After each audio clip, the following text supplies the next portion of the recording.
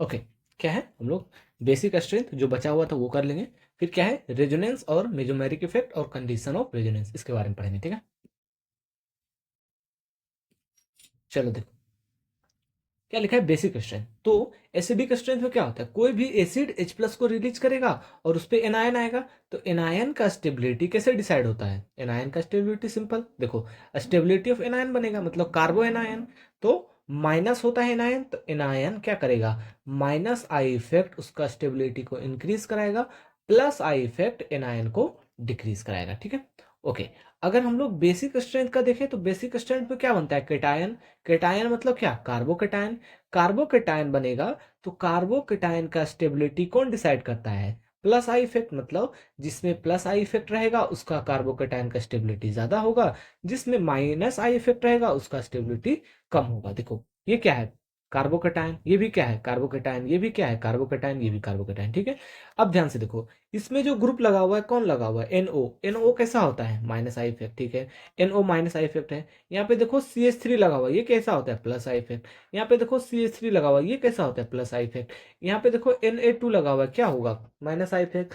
तो अब दो माइनस आई इफेक्ट है, दो प्लस आई इफेक्ट है। ठीक है, तो देखो सबसे पहले माइनस आई इफेक्ट क्या करेगा, डिक्रीज करेगा। तो ध्यान से देखो, ये कहाँ पे लगा हुआ है, बहुत नजदीक लगा हुआ है, ये देखो कहाँ दूर में लगा हुआ है, तो क्या करेगा, ये जो स्टेबिलिटी डिक्रीज करेगा ये ज्यादा डिक्रीज करेगा, क्यों, क्योंकि ये सबसे नजदीक है, बताए थे इंडक्टिव इफेक्ट डिस्टेंस डिपेंडेंट होता है, तो जो नजदीक होगा वो सबसे ज्यादा डिक्रीज करेगा स्टेबिलिटी, तो नंबर 1 वाला सबसे कम स्टेबिलिटी होगा, फिर क्या है नंबर 4 वाला उससे थोड़ा सा क्या है हमारा ज्यादा स्टेबल होगा। फिर देखें ये और ये में कंपेयर करेंगे 2 नंबर और 3 नंबर में, तो देखो ये कहाँ पे लगा हुआ है, तीसरे नंबर पे लगा हुआ है, ये देखो चौथे नंबर पे लगा हुआ है, तो जो नजदीक है और ये प्लस आई इफेक्ट दे रहा है, तो प्लस आई इफेक्ट क्या करता है, स्टेबिलिटी को इंक्रीज करता है, तो प्लस आई इफेक्ट ये वाला ज्यादा होगा, ये वाला प्लस आई इफेक्ट कम होगा, तो सबसे ज्यादा स्टेबल कौन सा होगा, 2 नंबर, और उसके बाद होगा 3 नंबर। तो स्टेबिलिटी देखो, 2 नंबर का स्टेबिलिटी एंड देन फिर लास्ट में 3 नंबर का स्टेबिलिटी देखो। ठीक है, तो 2 3 4 1 ये हो जाएगा क्या हमारा स्ट्रेंथ ऑफ दिस कार्बोकेटायन, और ये क्या होगा, कार्बोकेटायन मान लो बेस रहता तो बेस, बेस में क्या बनता है कार्बोकेटायन, तो कार्बोकेटायन का स्टेबिलिटी हम लोग इस तरह से देखते हैं। ठीक है, ये देखो बेसिक स्ट्रेंथ क्या आ गया, 2 3 4 1। चल ये हो गया हमारा बेसिक स्ट्रेंथ का एक क्वेश्चन था, करवा दिए। अगला है हमारा रेजोनेंस इफेक्ट, रेजोनेंस को ही हम लोग मेसोमेरिक इफेक्ट बोलते हैं, रेजोनेंस इफेक्ट और मेसोमेरिक इफेक्ट। पहले डिफिनेशन देखते हैं क्या लिखा है, कंप्लीट ट्रांसफर और मूवमेंट और delocalisation of pi electron in A molecules called resonance, it is a permanent effect. क्या हुआ, इस बार इंडक्टिव इफेक्ट में क्या हो रहा था हमारा, ट्रांसफर मतलब शिफ्टिंग ऑफ इलेक्ट्रॉन हो रहा था, बट रेजोनेंस में कंप्लीट ट्रांसफर ऑफ इलेक्ट्रॉन होगा, वो भी कौन सा इलेक्ट्रॉन, पाई इलेक्ट्रॉन, मतलब पाई वाला इलेक्ट्रॉन ट्रांसफर होगा, सिग्मा वाला नहीं। ठीक है, कंप्लीट ट्रांसफर बोलो, कंप्लीट मूवमेंट बोलो, या डीलोकलाइजेशन ऑफ पाई इलेक्ट्रॉन बोलो, वो क्या हो जाता है रेजोनेंस इफेक्ट या मेसोमेरिक इफेक्ट। देखो बेंजीन देखना, ये रहा हमारा बेंजीन, देखो ये क्या है हमारा बेंजीन है इस टाइप से। अब इसमें रेजोनेंस कैसा होता है ध्यान से देखना, ये पाई इलेक्ट्रॉन जो है इस जगह पे आ जाएगा। ठीक है, ये पाई इलेक्ट्रॉन कहाँ चला जाएगा, इस जगह पे चला जाएगा, और ये पाई इलेक्ट्रॉन यहाँ पे चला जाएगा, तो यही बेंजीन कैसा दिखने लगेगा, देखो ये जो पाई था यहाँ पे आ गया, देखो ये और ये वाला पाई यहाँ पे आ गया। ठीक है, ये पाई कहाँ चला गया, यहाँ पे चला गया, और ये वाला पाई ऊपर चला गया, देखो। तो ये स्ट्रक्चर और ये स्ट्रक्चर दोनों क्या है, रेजोनेटिंग स्ट्रक्चर। तो क्या हुआ यहाँ पे, पाई इलेक्ट्रॉन ट्रांसफर हुआ। देखो एक बार फिर से बनाते हैं, देखना ध्यान से देखना, एक ही बनाएंगे ज्यादा नहीं बनाएंगे क्योंकि स्ट्रक्चर हमें नहीं बनाना है। ठीक है, देखो ये हो गया हमारा बेंजीन। ठीक है, एक पाई इलेक्ट्रॉन यहाँ पे, एक पाई यहाँ है, पाई बॉन्ड है, पाई इलेक्ट्रॉन भी बोल सकते हैं इसको। ठीक है, क्या हुआ, ये वाला पाई बॉन्ड यहाँ पे शिफ्ट हो गया, ये वाला पाई बॉन्ड इस जगह पे शिफ्ट हो गया, और ये वाला पाई बॉन्ड यहाँ पे शिफ्ट हो गया, तो स्ट्रक्चर कैसा बनेगा, देखो ये कुछ इस टाइप का स्ट्रक्चर बनेगा। देखो क्या होगा, सबका जहां जहां पे है, तो एक यहाँ पे बन गया, एक यहाँ पे बन गया, और एक हमारा यहाँ पे बन गया, ये तो ये दोनों रेजोनेटिंग स्ट्रक्चर है। ठीक है, क्या है रेजोनेटिंग स्ट्रक्चर। अब ध्यान से देखो अगर हम लोग यहाँ पे देखो, ये 1 नंबर कार्बन है, ये 6 नंबर कार्बन है, इन यहाँ पे क्या है, सिंगल बॉन्ड है ना, सिंगल बॉन्ड, ये सिंगल बॉन्ड है। तो सिंगल बॉन्ड का जो बॉन्ड लेंथ होता है वो ज्यादा होता है, डबल बॉन्ड का बॉन्ड लेंथ क्या होता है, कम होता है। तो C1 और C6 के बीच में सिंगल बॉन्ड है, ठीक है। बॉन्ड लेंथ कितना है, 1.54 एंगस्ट्रॉम, ठीक है, बॉन्ड लेंथ, ठीक है। अब एक देखो C1 और C2, इन दोनों के बीच में कैसा है, डबल बॉन्ड है ना, यहाँ पे डबल बॉन्ड है। डबल बॉन्ड का बॉन्ड लेंथ कम होता है, कितना हो गया, 1.34। हम अगर इसको थ्योरेटिकली देखें तो ये आना चाहिए, C1 और C6 के बीच में जो बॉन्ड लेंथ है 1.54 आना चाहिए, C1 और C2 के बीच में जो बॉन्ड लेंथ आना चाहिए 1.34 आना चाहिए थ्योरेटिकली। बट होता क्या है, यहाँ पे सारे बॉन्ड इक्वल हो जाता है, मतलब C1 C6 1.69 और C1 C2 का बॉन्ड लेंथ 1.39। मतलब क्या हुआ, बॉन्ड लेंथ चेंज ही नहीं कर रहा, चाहे डबल बॉन्ड हो या सिंगल बॉन्ड है, बॉन्ड लेंथ क्या हो रहा है, चेंज नहीं हो रहा।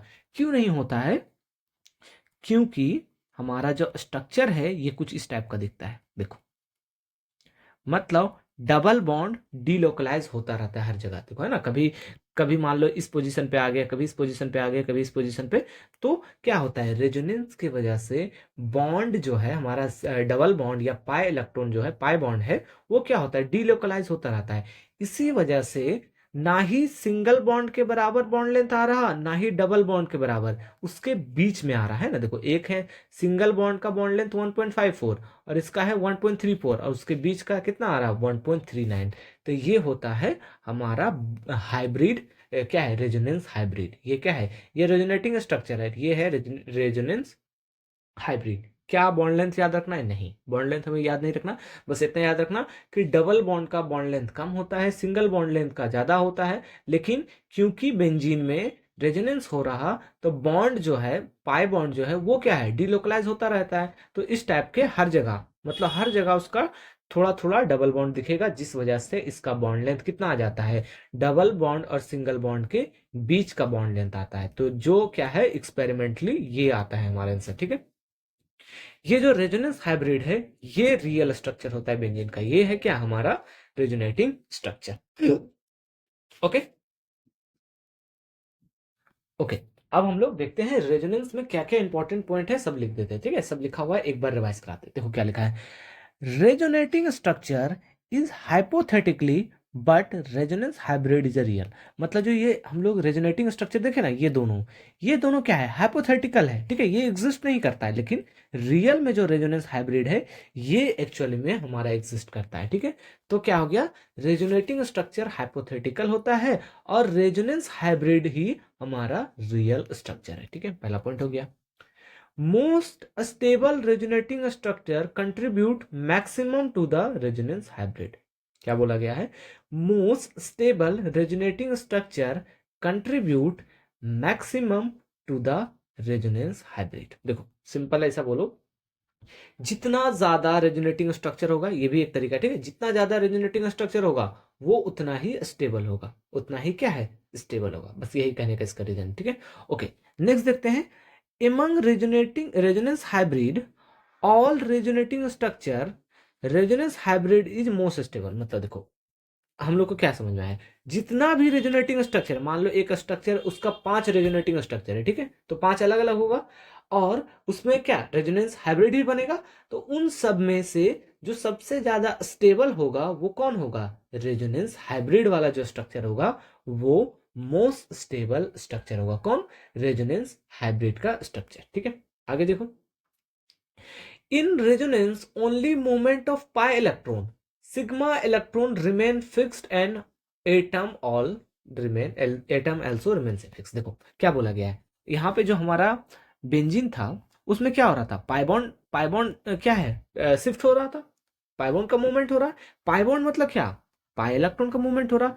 सिग्मा इलेक्ट्रॉन या सिग्मा बॉन्ड वो फिक्स रहेगा, वो चेंज नहीं करेगा। तो रेजोनेंस में पाई इलेक्ट्रॉन या पाई बॉन्ड शिफ्ट करता है या मूवमेंट करता है, सिग्मा बॉन्ड और सिग्मा इलेक्ट्रॉन फिक्स रहता है, और उस स्ट्रक्चर में एटम भी सारे फिक्स रहेंगे। मतलब अगर 6 कार्बन है तो 6 कार्बन रहेगा, 6 हाइड्रोजन है तो 6 हाइड्रोजन ही रहेगा।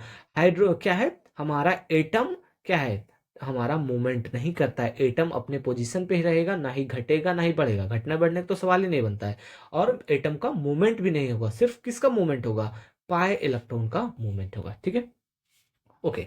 Atoms participating in resonance must be planar, बस याद रखो। ठीक है, जो एटम रेजोनेंस में पार्टिसिपेट करेगा वो कहाँ होना चाहिए, वो प्लेनर में होना चाहिए। प्लेनर क्या होता है, ये 3D स्ट्रक्चर है, हमें नहीं जाना, बस ये थ्योरी याद रखो कि एटम जो रेजोनेंस में पार्टिसिपेट करेगा वो कहाँ होना चाहिए, प्लेनर में होना चाहिए, मतलब सिंपल प्लेन में होना चाहिए। 3D में मत जाओ, बहुत दिक्कत होगा। सिंपल हमारा ये रेजोनेंस का इंपॉर्टेंट पॉइंट है, तो याद रखो। ठीक है, थ्योरी में आ सकता है। ओके, आगे देखो। Atoms participating in resonance have parallel P orbital और डी ऑर्बिटल। देखो, जो एटम रेजोनेंस में पार्टिसिपेट करेगा वो पैरेलल होना चाहिए पी ऑर्बिटल के साथ और डी ऑर्बिटल के साथ। याद करना है, कुछ नहीं इसमें, कुछ नहीं, सिंपल याद करना है।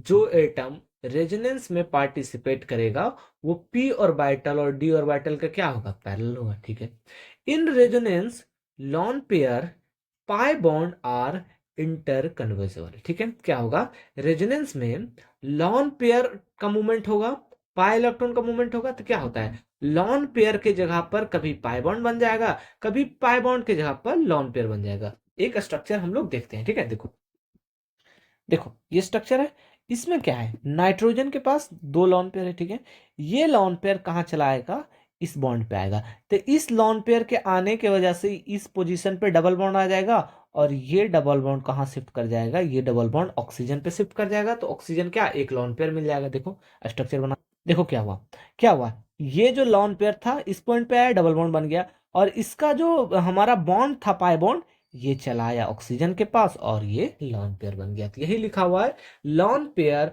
और पाई बॉन्ड इंटर कन्वर्जेबल रहे। मतलब कोई अगर अपना लॉन पेयर दे रहा तो वहां पे क्या बनेगा, पाई बॉन्ड बनेगा, और कोई पाई बॉन्ड क्या होगा, लॉन पेयर में कन्वर्ट हो जाएगा, है ना। देखो ये पाई बॉन्ड कहाँ चला गया, लॉन पेयर में चला गया।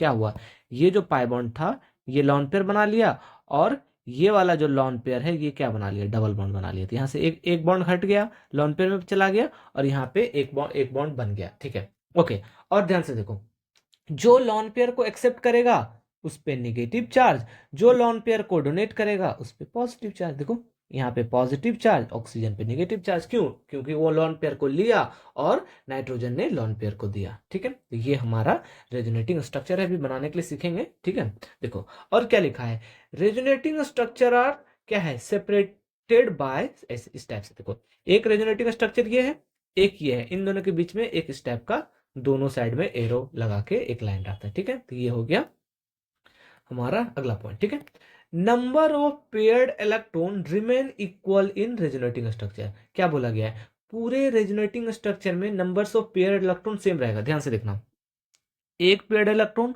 दो पेयर्ड इलेक्ट्रॉन, एक इसके पास था, तीन पेयर्ड इलेक्ट्रॉन। ठीक है, पहले वाले स्ट्रक्चर में कितना पेयर्ड इलेक्ट्रॉन है, तीन पेयर्ड इलेक्ट्रॉन। यहाँ पे देखो एक दो तीन, इसके पास तो नहीं बचा, तो दूसरे वाले स्ट्रक्चर में भी कितना है, थ्री पेयर ऑफ इलेक्ट्रॉन, मतलब number of pair structure, pair lone pair भी सेम रहेगा, नंबर ऑफ एटम भी सेम रहेगा, स्ट्रक्चर थोड़ा सा डिफरेंट हो जाएगा कि डबल बॉन्ड और पाई इलेक्ट्रॉन का क्या होगा, मूवमेंट हो जाएगा या इंटर कन्वर्ज हो जाएगा। ठीक है, देखो अगला स्ट्रक्चर, देखो अगला स्ट्रक्चर क्या है, देखो अगला स्ट्रक्चर ये, इसमें क्या होगा, इसमें ये पाई बॉन्ड इसके पास चला गया, पाई बॉन्ड गया मतलब लॉन पेयर आ जाएगा, और इस पे लॉन पेयर आएगा, तो क्या हम लोग लिख सकते हैं स्ट्रक्चर, इस पे लॉन पेयर गया तो लॉन पेयर गया मतलब इस पे नेगेटिव चार्ज, पाई बॉन्ड जाने पे क्या होगा, नेगेटिव चार्ज, या लॉन पेयर गया, यहाँ पे सिंगल बॉन्ड बनेगा।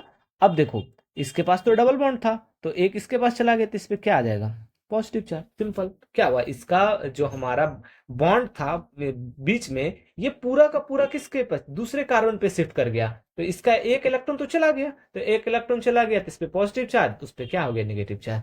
तो ये दोनों क्या है, हमारा रेजोनेटिंग स्ट्रक्चर। यहाँ पे कभी भी ये बॉन्ड टूट के एक इलेक्ट्रॉन इसके पास, एक इलेक्ट्रॉन इसके पास नहीं जाएगा, जब भी जाएगा दोनों इलेक्ट्रॉन जाएगा, है ना। देखो ये क्या किया है, एक इलेक्ट्रॉन इसको दे दिया, एक इलेक्ट्रॉन इसको दे दिया, तो ये हमारा रेजोनेंस नहीं है। ठीक है,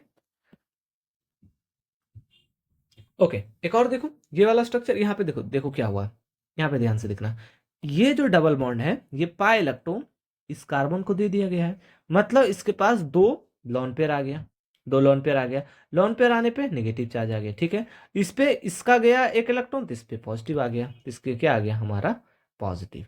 तो ये दोनों क्या हो गया हमारा रेजोनेटिंग स्ट्रक्चर। सिंपल, क्या हुआ, यहाँ से ये दोनों पाई इलेक्ट्रॉन इसको दे दिया गया है, तो दो इलेक्ट्रॉन आ गया और इस पे नेगेटिव चार्ज आ गया, इस पे क्या आ जाएगा हमारा पॉजिटिव चार्ज। इंपॉर्टेंट है, ये समझना बहुत इंपॉर्टेंट है। कंडीशन फॉर रेजोनेंस बहुत इंपॉर्टेंट है, ध्यान से देखना। पहला है पाई पाई कॉन्जुगेशन। पाई पाई कॉन्जुगेशन मतलब क्या, पाई बॉन्ड, फिर बीच में एक पहले पाई बॉन्ड आया, ठीक है, फिर बीच में एक सिग्मा आएगा, फिर बाद में पाई आना चाहिए, तो ये रेजोनेंस शो करेगा। पाई पाई कॉन्जुगेशन का मतलब है पाई बॉन्ड आया पहले स्ट्रक्चर में, फिर सिग्मा आया, फिर पाई आया, तो ये हो गया हमारा पाई पाई कॉन्जुगेशन। ध्यान से देखो स्ट्रक्चर, देखो पाई बॉन्ड आया, फिर सिग्मा आया, फिर पाई आया, देखो ये क्या हो गया पाई पाई कॉन्जुगेशन। फिर अगला देखो, पाई बॉन्ड आया, फिर सिग्मा आया, फिर हमारा एक पाई बॉन्ड है ना, ट्रिपल बॉन्ड है तो पाई बॉन्ड तो होगा ही, तो ये हो गया हमारा क्या पाई पाई कॉन्जुगेशन। मतलब पाई पाई कॉन्जुगेशन ये वाला स्ट्रक्चर, दोनों स्ट्रक्चर क्या करेगा रेजोनेंस शो करेगा। तो हमें बस इतना पूछा जाता है क्या ये स्ट्रक्चर रेजोनेंस शो करेगा, हाँ शो करेगा, कितना शो करेगा वो इंपॉर्टेंट नहीं है, रेजोनेंस शो कर रहा मतलब हाँ कर रहा। कैसे चेक करेंगे, देखेंगे एक पाई बॉन्ड बीच में सिग्मा आ रहा, एक पाई बॉन्ड आ रहा, मतलब शो करेगा रेजोनेंस, ठीक है। पहला हो गया पाई पाई कॉन्जुगेशन। दूसरा पाई निगेटिव चार्ज कॉन्जुगेशन। तो देखो पाई बॉन्ड, सिग्मा बॉन्ड, फिर नेगेटिव चार्ज आना चाहिए, तो क्या होगा ये भी रेजोनेंस शो करेगा। एग्जांपल देखते हैं, देखो पाई बॉन्ड, ठीक है, सिग्मा बॉन्ड, देखो इस पे नेगेटिव आ रहा है ना, पहले क्या आया पाई बॉन्ड, ये डबल बॉन्ड की वजह से एक पाई बॉन्ड, यहाँ पे एक सिग्मा आया, ये रहा इस चार्ज पे नेगेटिव, ये क्या करेगा, ये हमारा ये स्ट्रक्चर रेजोनेंस शो करेगा। एक और देखो pi bond, sigma bond, negative charge, तो ये क्या शो करेगा, ये शो करेगा हमारा रेजोनेंस। तो क्या हो गया पाई नेगेटिव चार्ज कॉन्जुगेशन। सेम एक और देखो pi bond, sigma bond, positive charge, ये भी क्या करेगा रेजोनेंस शो करेगा। एग्जांपल देखो pi bond, sigma bond, positive charge, ये भी क्या करेगा हमारा कंडीशन ऑफ रेजोनेंस, तो ये भी रेजोनेंस शो करेगा। तो बस इतना निकालने आना चाहिए, स्ट्रक्चर दिया रहेगा 5 को, उसमें बोलेगा how many structure show resonance या मेसोमेरिक इफेक्ट। तो हम कैसे चेक करेंगे, दो पढ़ लिए पाई सिग्मा पाई, इस टाइप से लिखेंगे, फिर क्या पढ़े पाई सिग्मा निगेटिव, फिर क्या पढ़े पाई सिग्मा पॉजिटिव। देखो ये हो गया क्या, 3 पढ़ लिए, आगे चल।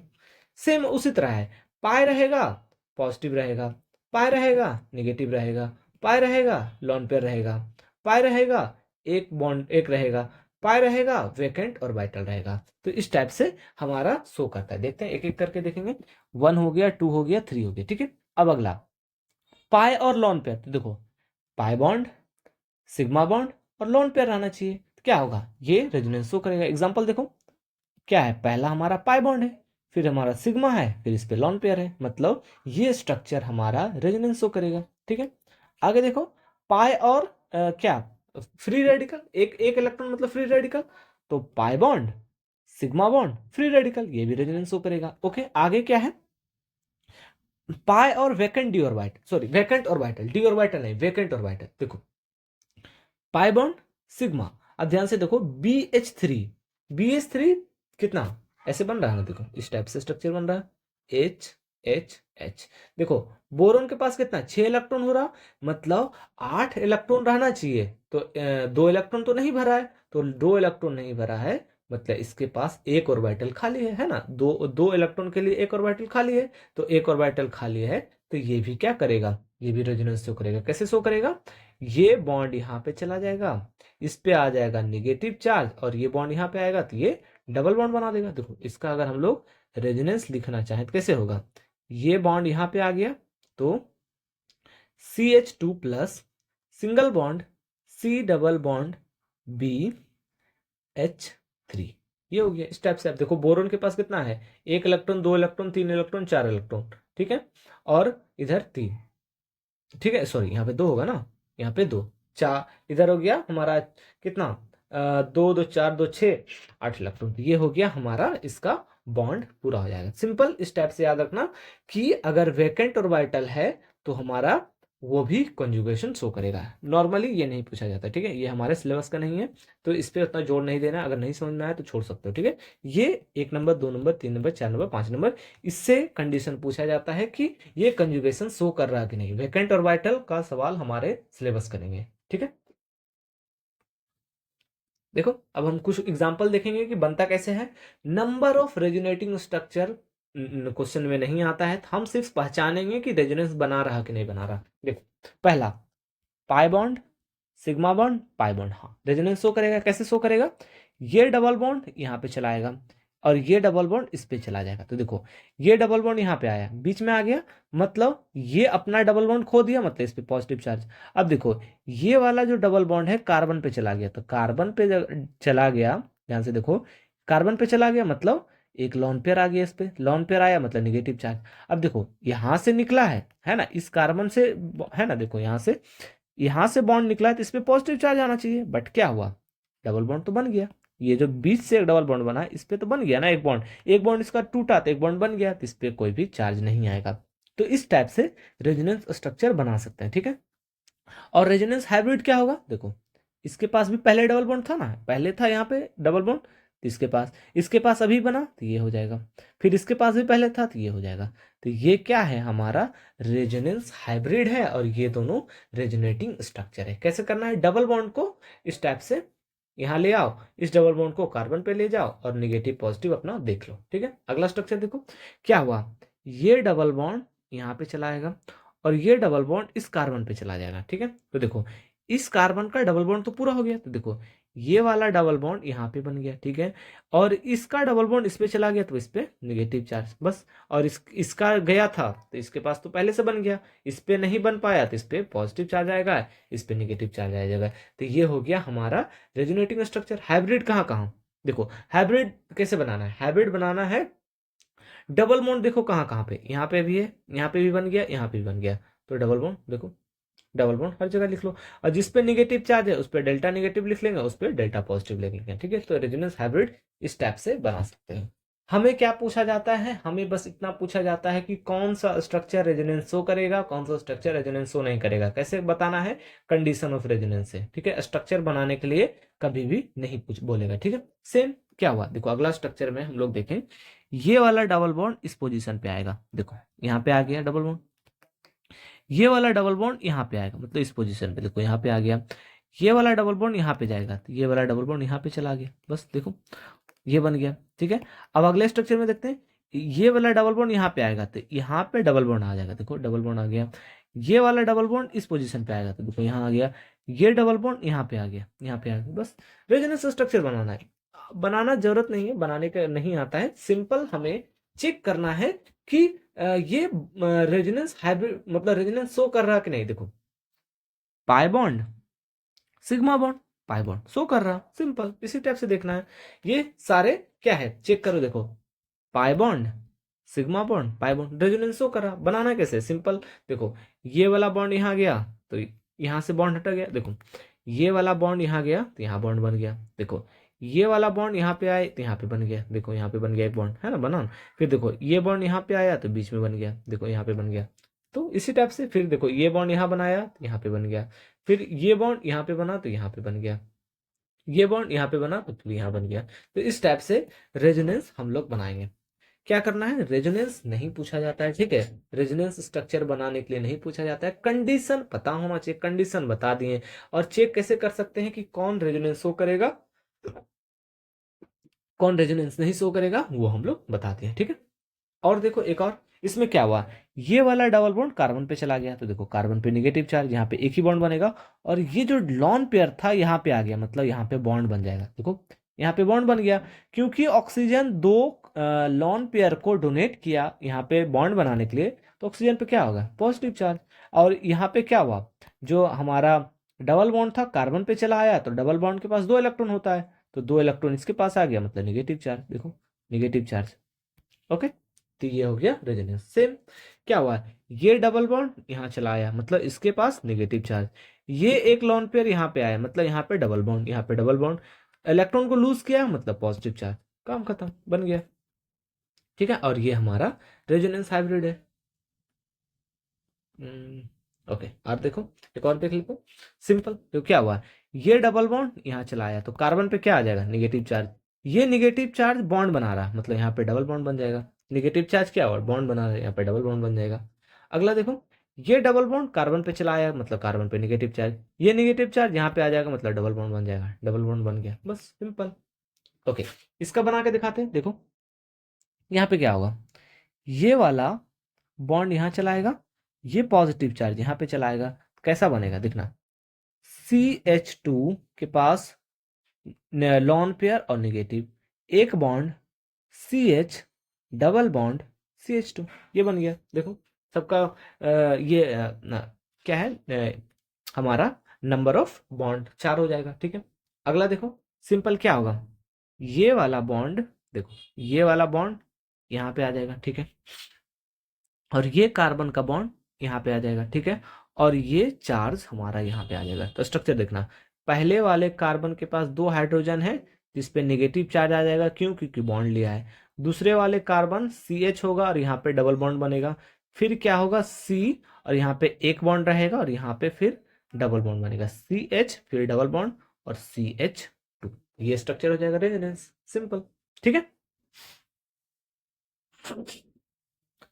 चलो आगे देखो, अब कुछ रेजोनेंस नहीं शो करता है, एक्सेप्शन क्या है, ध्यान से देखो।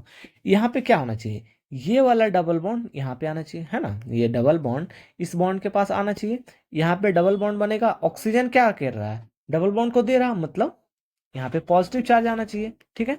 यहाँ पे क्या आना चाहिए, पॉजिटिव चार्ज। देखो क्या होगा, यहाँ पे डबल बॉन्ड आएगा, ये एक बॉन्ड दे दिया, ऑक्सीजन के पास पॉजिटिव चार्ज, बट ये स्ट्रक्चर नहीं बनता है। रीजन क्या है, रीजन है कि ये क्या है, ऑक्सीजन है, ऑक्सीजन क्या है, हाईली इलेक्ट्रोनेगेटिव एटम है। तो हाईली इलेक्ट्रोनेगेटिव एटम कभी भी अपने पास क्या करेगा, पॉजिटिव चार्ज नहीं लाएगा। इलेक्ट्रोनेगेटिव एटम नेगेटिव चार्ज लाता है, कभी भी अपने आप को पॉजिटिव चार्ज में नहीं रखेगा। तो ये वाला जो स्ट्रक्चर होता है बहुत हाईली अनस्टेबल होता है, ये बनता ही नहीं है।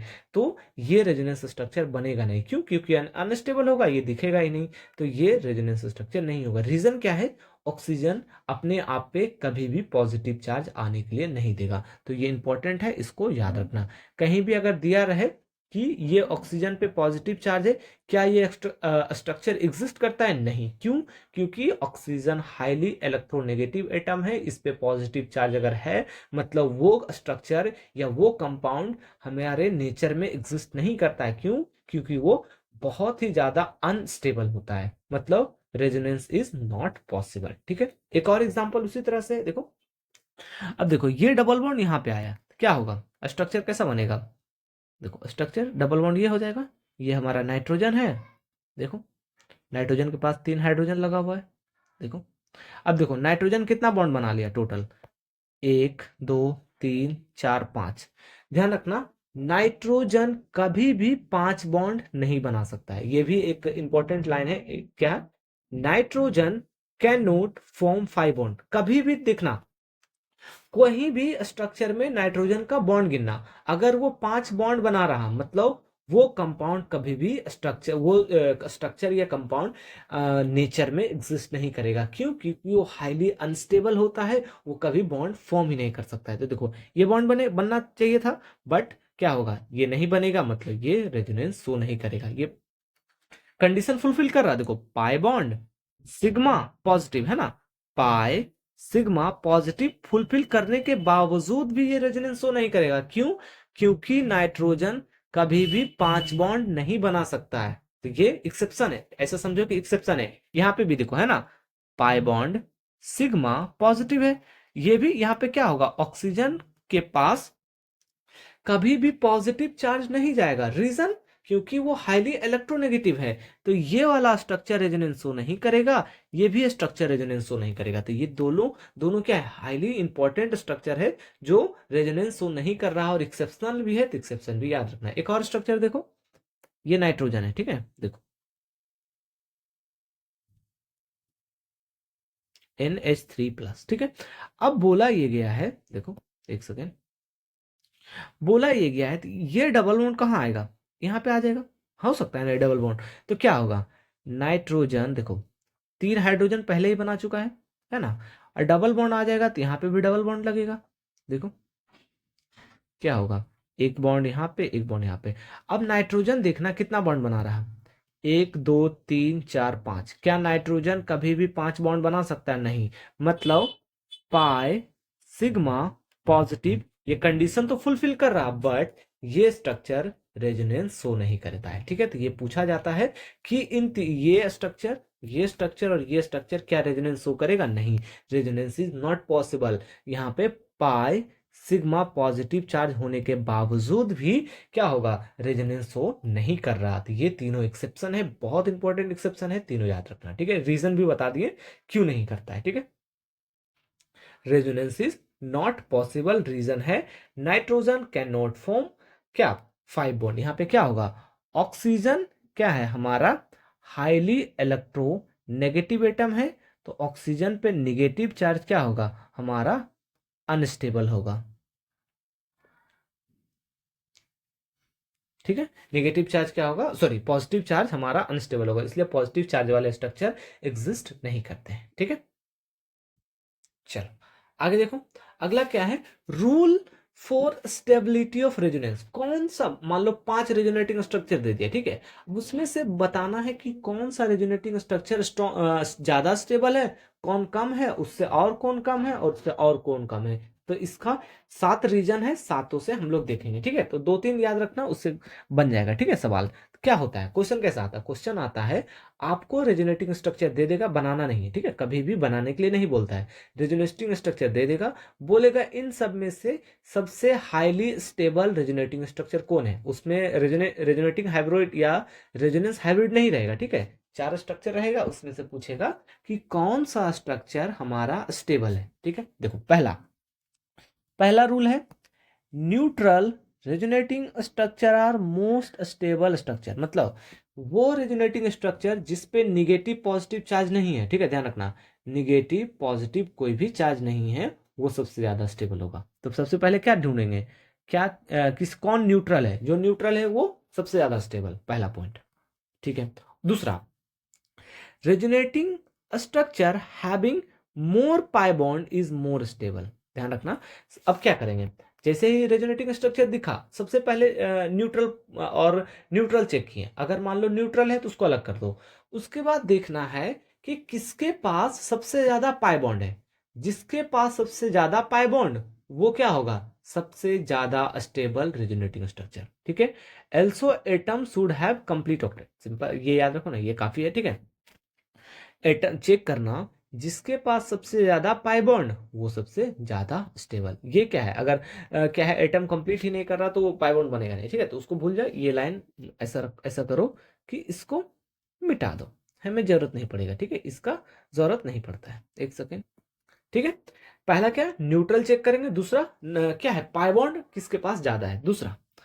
तीसरा चेक करो, negative charge on more electronegative atom is more stable. मतलब क्या, अब मान लो दो स्ट्रक्चर है, एक पे नाइट्रोजन पे पॉजिटिव है, एक पे नाइट्रोजन पे निगेटिव है, तो नाइट्रोजन कैसा है, इलेक्ट्रोनेगेटिव है, तो नाइट्रोजन पे निगेटिव वाला स्ट्रक्चर ज्यादा स्टेबल होगा as compare to the nitrogen पे पॉजिटिव वाला। सेम, एक स्ट्रक्चर पे ऑक्सीजन पे पॉजिटिव है, ऑक्सीजन पे निगेटिव है, तो ऑक्सीजन के पॉजिटिव वाला तो बिल्कुल अनस्टेबल होगा, जिस पे निगेटिव होगा वो स्टेबल होगा। तो चेक करेंगे क्या, निगेटिव चार्ज इलेक्ट्रोनेगेटिव एटम पे है, मतलब वो स्टेबल क्या होगा, वो स्टेबल रेजोनेटिंग स्ट्रक्चर है। सेम, अगर positive charge less electronegative atom पे है तो वो क्या होगा, मोर स्टेबल है। ये दूसरा जो पॉइंट है ना, इसको कभी याद नहीं रखना, याद क्या रखना, ऊपर वाला क्या, निगेटिव चार्ज अगर मोर स्टेबल इलेक्ट्रोनेगेटिव एटम पे है तो वो स्टेबल होगा, और अगर क्या है, पॉजिटिव चार्ज है तो क्या होगा, अनस्टेबल होगा। तो ऊपर वाला याद रखो, उसी से क्या है, जस्ट ऑपोजिट कर दोगे तो दूसरा पॉइंट बन जाएगा। ठीक है, 1 पॉइंट, 2 पॉइंट, 3 पॉइंट कंप्लीट हो गया, आगे चलते हैं।